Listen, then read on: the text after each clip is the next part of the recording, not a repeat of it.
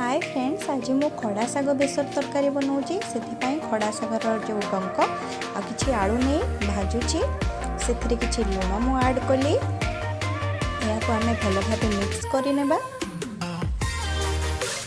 टिके मिक्स हो गला परे से मु ऐड करुची बटा होइथिबा बेसर।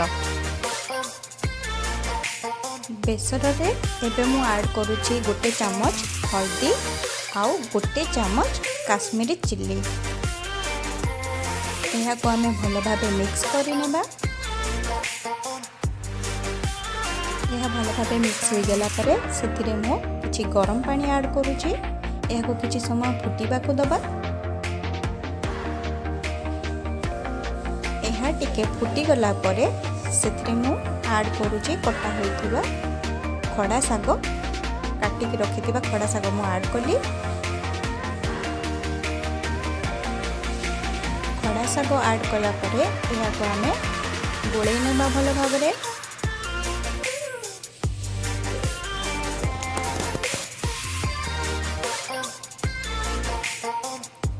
खड़ा साग को आम भल भाव बेसर सहित गोलई नेबा।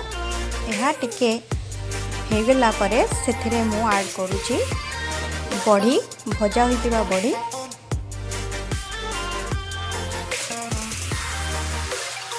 बड़ी ऐड कला परे यहाँ को गोलई नेली। किछि समय ताको फुटिबा को देली। यहाँ किछि समय फुटी गला परे यहाँ को गोटे पैन ने मु काढ़ी दउची। सेई कढ़ई रे मु ऐड करुची किछि तेल। सेथिरे मु ऐड कली किछि जीरा आउ छेचा होइथिबा रसुण।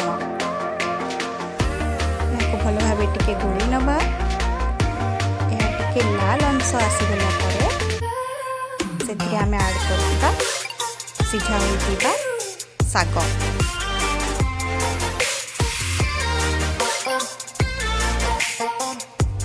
यहाँ किछि समय छाड़ीदेबा। यहाँ भल भाव गोली नहीं किछि समय फुटिबा को छाड़ीदेबा। एबे मोर हो जाइए खड़ा साग बेसर तरकारी।